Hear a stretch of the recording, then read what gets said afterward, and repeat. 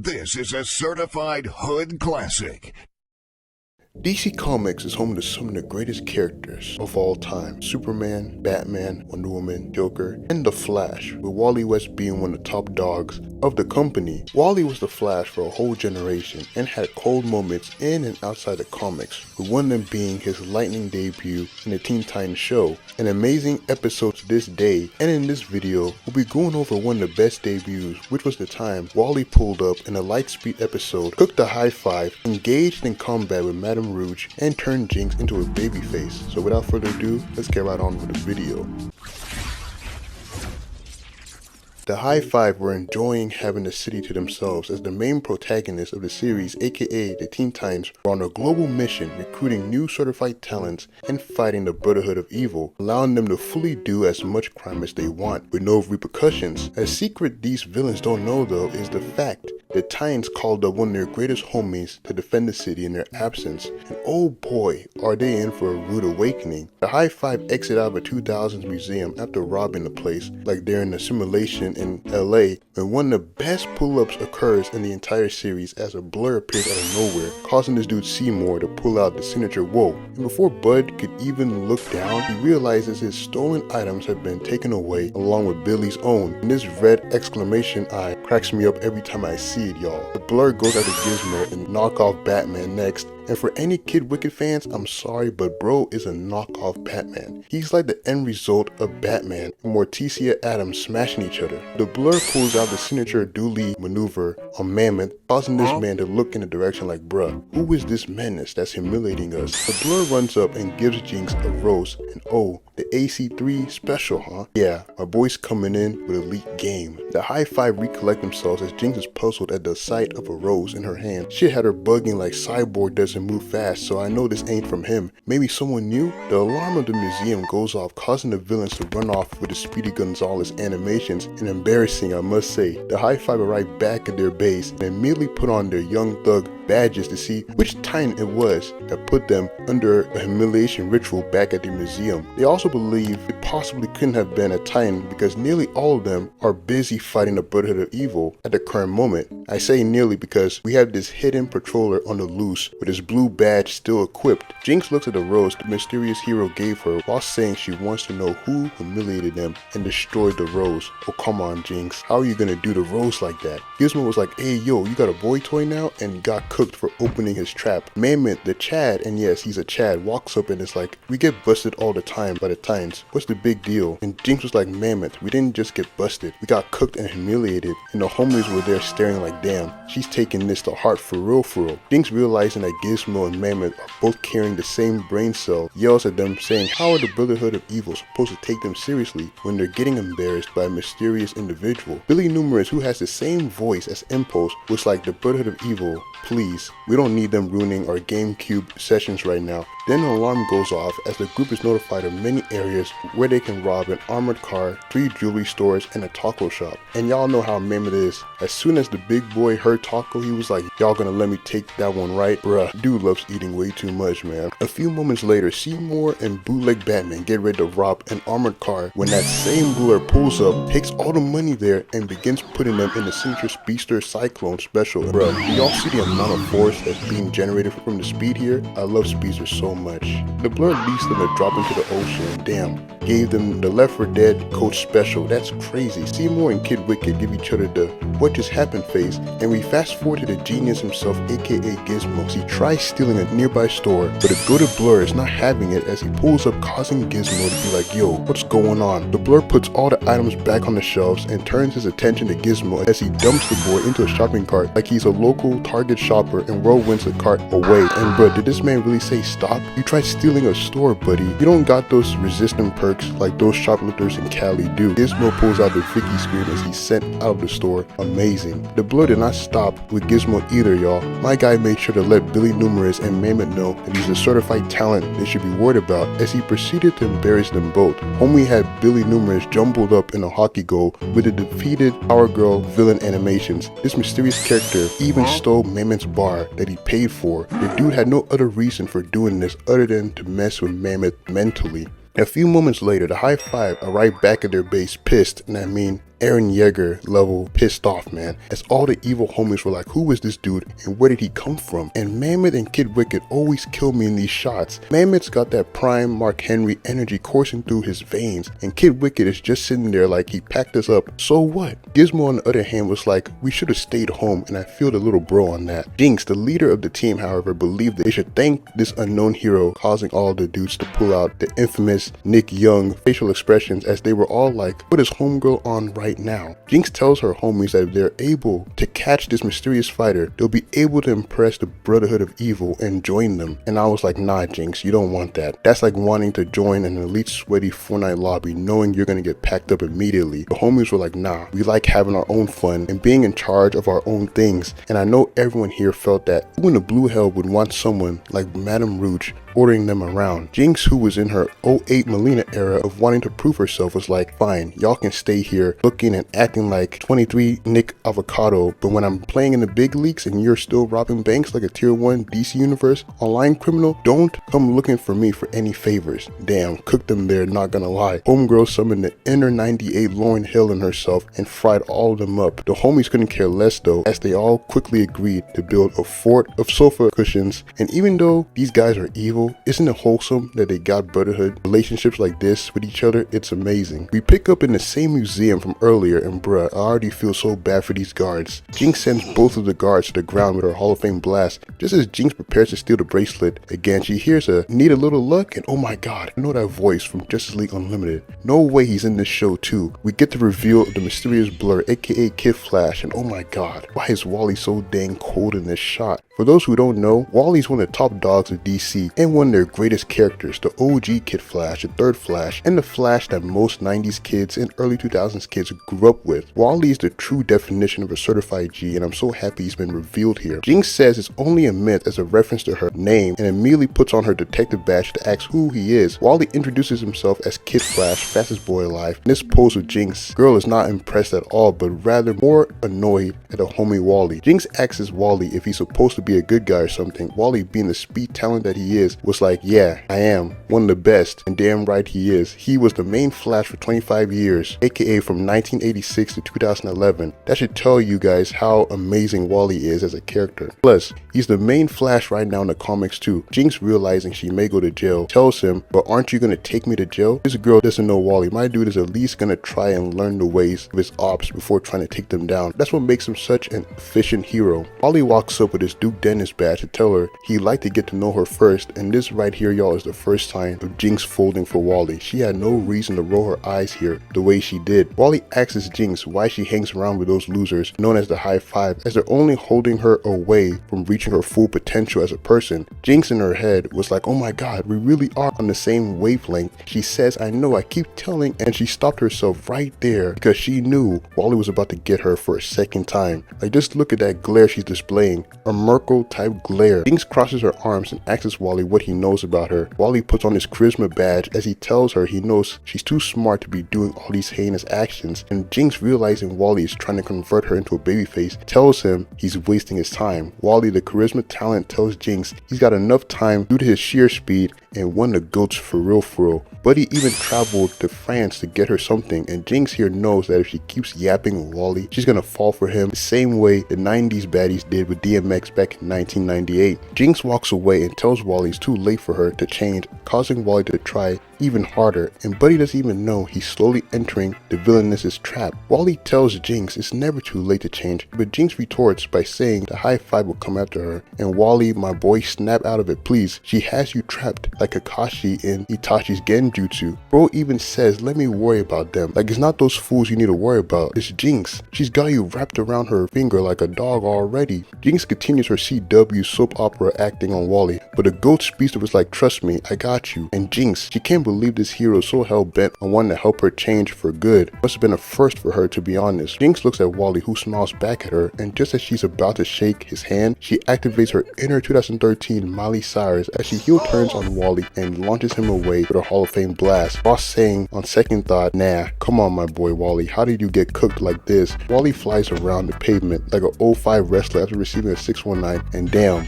They all pulled up to jump him, huh? This is about to be a S tier jumping on the level of what Naruto did to Gaara in the OG series. Jinx made sure to rub it in by saying, for someone so fast, you're a little slow. Get her in the booth to record a track with Megan fast. Wally gets up and yeah, my boy, you're now in a jumping simulation. Dude even gritted his teeth.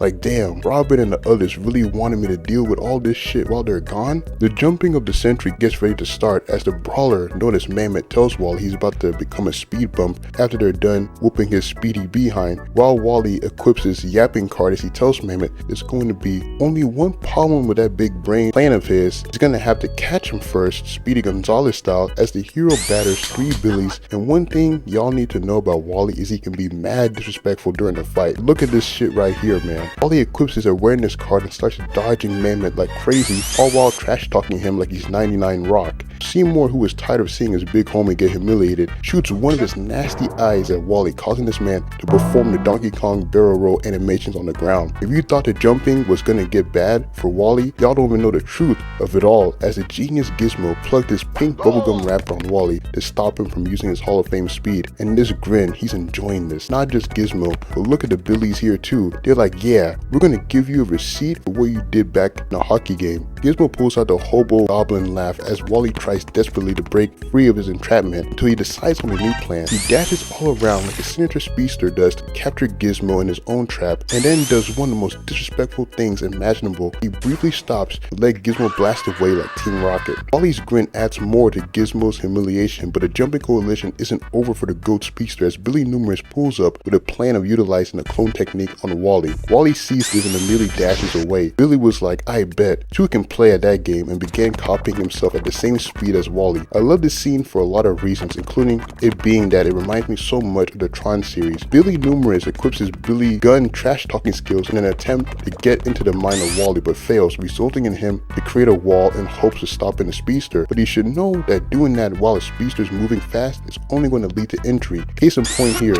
had them all flying away like cups after you stack them up and then knock them down. Wally continues speeding, and damn, Kid Wicket pulls up and he already has the teleport that button prompt ready to go. Wicked gives Wally a Vicky slap he's gonna remember as the hero backtracks while Wicked follows him everywhere, leading Wally to ask him if he's psychic. Seymour cuts in as he tells Wally they're tracking his heat trail, and damn, Buddy doesn't even know he's about to be on the receiving end of an Arkham Origins silent takedown. Mammoth performs a silent takedown on Wally and begins crushing him with a reverse bear hug special. Just as the H.I.V.E. believe they have successfully gotten Wally, Wally proceeds to utilize one of the most goated techniques a speedster can use, which is vibrating his body at a high velocity to escape the trap. And yep, the thumbnail for the OG Kid Flash video, but this is gonna be a way better version by the time y'all see this, for real for real. Wally knocks all the frauds away with his sheer speed, and now we must get ready to talk about one of the more embarrassing L's in this show as Wally trips on a puddle of water and then gets dominated by Jinx. This can't be.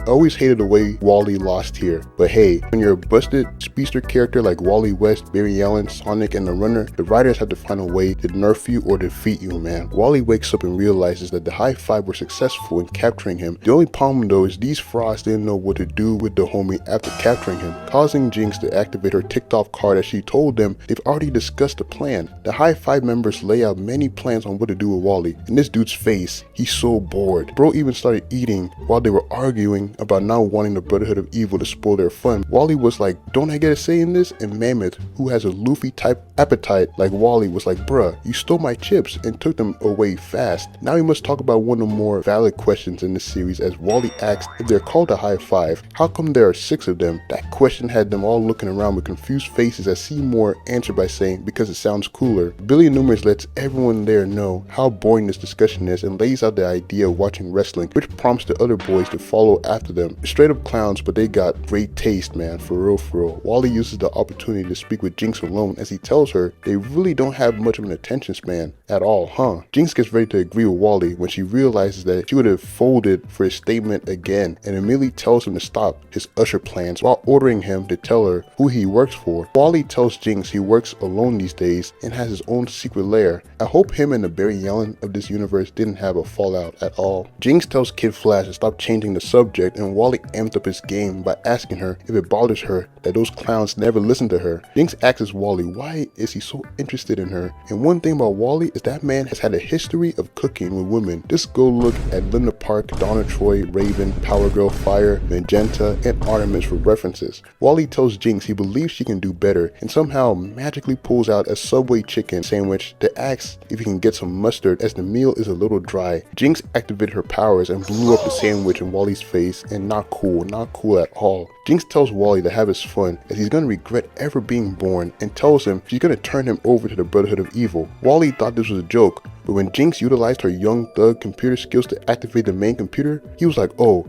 you're not joking at all, and immediately told the villainess she doesn't want to get mixed up with the Brotherhood of Evil. Omi's right, that group doesn't play at all. Jinx tells Wally to watch her like Liv Morgan and pulls up Madame Rouge. And for those who don't know, Madame Rouge is S tier when it comes to how deadly she can be as a fighter. I'll never forget the way she cooked Hotspot in their throwdown. Jinx tries to fangirl, but the elite villainess doesn't want her time being wasted and asks her what exactly she wants. Jinx tells Rouge they've captured Kid Flash, causing her to pull out the Regina Hall grin as she wasn't expecting a hero on the caliber of Kid Flash to be captured by them. Madame Rouge asks Jinx what's her name again and so disrespectful, and tells her to not feed or talk to Kid Flash. She's also failed in those two departments and that she hopes Jinx is holding Wally in a level 4 containment field. Jinx says naturally, and yes, she's cooked. Madame Rouge grins and tells the young girl she's on the way. Jinx starts doing a Smash Bros celebration pose as she asks Wally what he thinks of that, and when she looks back, she realizes Wally has disappeared from his cell. Jinx tells the others of what happened, leading Gizmo to spaz out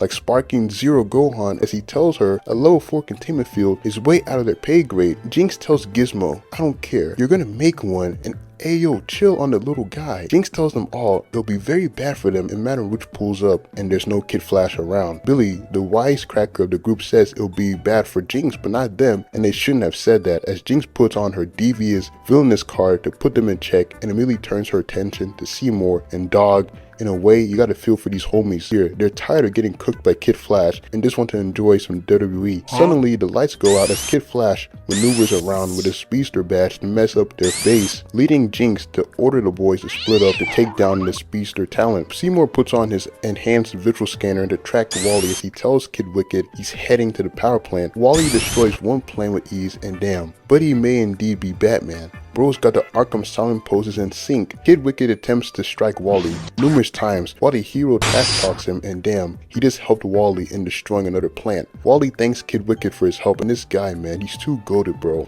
Gizmo works on his new gadget as Wally appears and asks him what he's making, and yeah, the glorious thumbnail comes right here, y'all. Gizmo tells Wally he'll find out soon enough, and then the bell and Gizmo's head goes off as he realizes the Speed Menace is currently in his lab with him right now. Wally grabs a wrench and begins unscrewing machines that Gizmo has built in his laboratory, and I feel for Gizmo. It probably took hours for him to do all that work just for it to be undone in literal seconds by this speed demon. Gizmo shocks Kid Flash with a zapper and tries telling his gang he's got Wally in his workshop, but Wally traps him in a cartoon villain trap, causing him to say nevermind to his squad. Embarrassing. Wally heads to the garage next and uses his Sonic Boost badge to destroy all the cars, and this greatly made the Billies sad and angry. Their cars are trashed, even though it's well deserved for what they did to those kids earlier in this episode. Wally mixes up the TV cable so a pie can appear on the screen, causing Mammoth, the idiot of the group, to stop and look at the screen when this dude is not fighting Cyborg. In the series, he's such a fool, man. Seymour tells everyone that the hero is heading to Sector 4, and Jinx realizes that's her room and immediately races there. Yeah, Jinx, say goodbye to that room. Wally tells Jinx he never took her for the type that likes My Little Unicorn. Jinx had enough of Wally's games and tried shooting him, not knowing the hero still has his awareness card activated.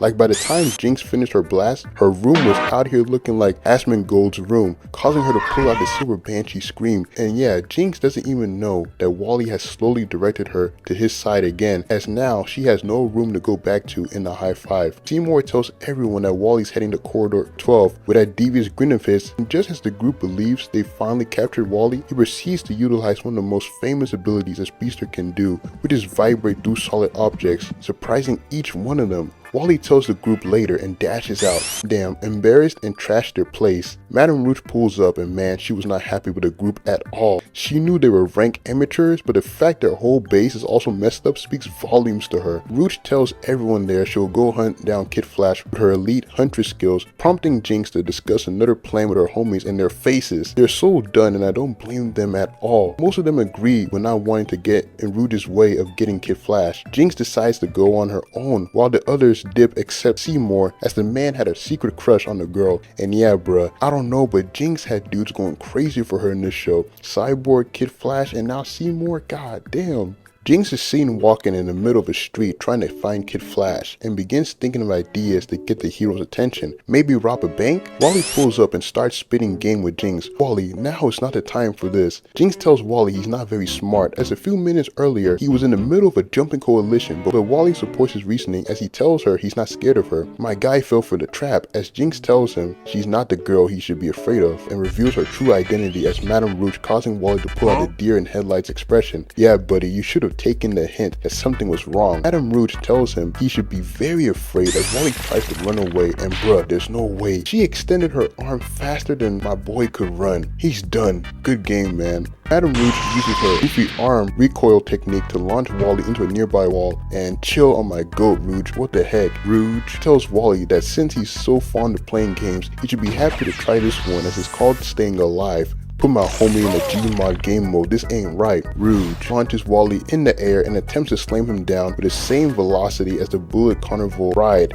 Luckily, Wally gets out at the right time and tells the villainess to not count him out yet, as he uses another popular trick that speedsters are known for, which is to create whirlwinds with their arms. Unfortunately, this technique did not affect Rouge, causing this man to pull out the what the F face and stand there like, ain't no way she just did that. Wally immediately dashes away as Rouge activates her maleficent badge to make Wally's life a living hell. Like, look at the dude's face here. Dude realizes that if he doesn't move fast enough, he's gonna end up like the Family Guy version of Bugs Bunny. Wally speeds up with his Speedster Enhancement 1 card and believes that he actually got away from Rouge, and this couldn't be further away from the truth. My boy stopped dead in his tracks as he realized Rouge was in front of him and got an Amanda Nunes mink his face for his troubles, and damn saliva. Wally falls to the pavement as Rouge attempts for a ground takedown on Wally. Wally dashes away and begins forming a whirlwind with his speed to launch Rouge into the air. This sacred technique proved to be useless as well, as Rouge used her S-tier stretching abilities to trap Wally in like prey in this man's face. He's so embarrassed. Rouge even grins to herself too, like, nah man. Wally pulls out the vibration technique from earlier to burn up Rouge's arm, forcing her to let go of him and squeal in pain. My dude then does the signature hero pose, and Buddy could have used this opportunity to run, but nah, he wanted to flex on her right now. I can respect that, to be honest. Madame Rouge keeps chasing Wally like a madwoman as she realizes that he needs a lot of energy to continue on with his speed, and that if he runs out of energy, he'll become her prey. This type of drawback was synonymous with Wally's character during his early days as the Flash, when he could only move at the speed of sound. Wally tells Rouge he still has a few tricks left and vibrates his way through multiple buildings. Some construction worker is gonna have to repair all of that. Wally tries to catch his breath in his face as Rouge is once again in front of him. How is she doing this? Rouge says she'll finish him like only a twisted villainess would after he's fully tired. Wally gets placed into a Roadrunner simulation as Madame Rouge gets closer, realizing her dream of capturing the goated hero.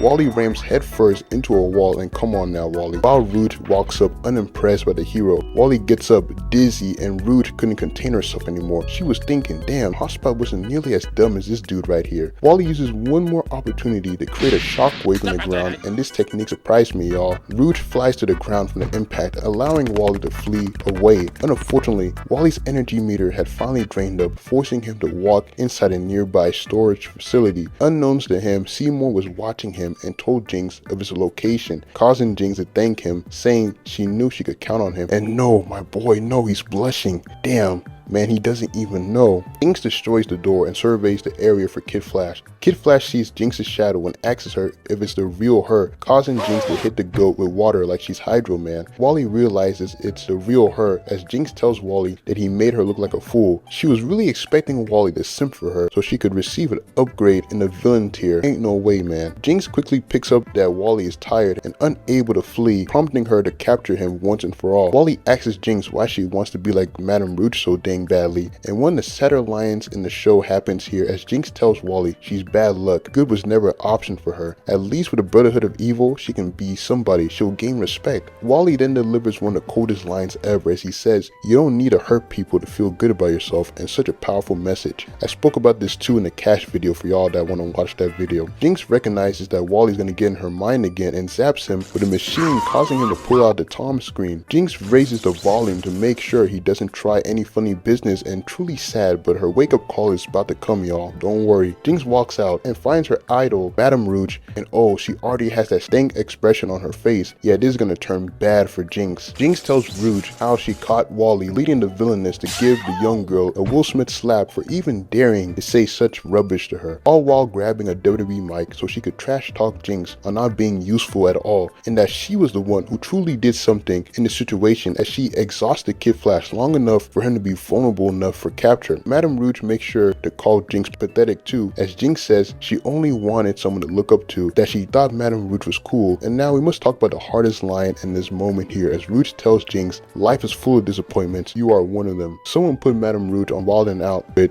DC Young Fly, cause ain't no way, man. Madame Rouge orders Jinx to give her the machine when Jinx decides it's a good idea to turn babyface, as she tells the experienced villainess to go catch Kid Flash on her own and crushes the machine. That's what I'm talking about. Spit your talk, Jinx. Wally thanks Jinx and immediately speeds away. Madame Rouge gets mad and tries for another Jamaican slap, but is dropped to the pavement by Jinx, deserved. Madame Rouge looks up as Jinx tells her, "I don't care who you are, nobody messes with me." This causes Rouge to grin as she gains a little bit of respect towards Jinx for not backing down and decides to leave. Seymour pulls up and asks Jinx if she wants to join him in robbing a research lab, but Jinx was like, "Nah, you can go ahead though." Seymour was like, "Damn, the date isn't happening," and said "see ya" to her while Jinx says goodbye and starts heading off. Jinx looks down and sees a rose, and look at my boy right there. Wally dashed away as Jinx smiles in that direction, and damn, he did it. Wally actually did it. He successfully converted her onto the good side, but this is one of the best episodes in this series, bro. When a character debuts in this series, you just know it's gonna be fire. And Wally, he for sure had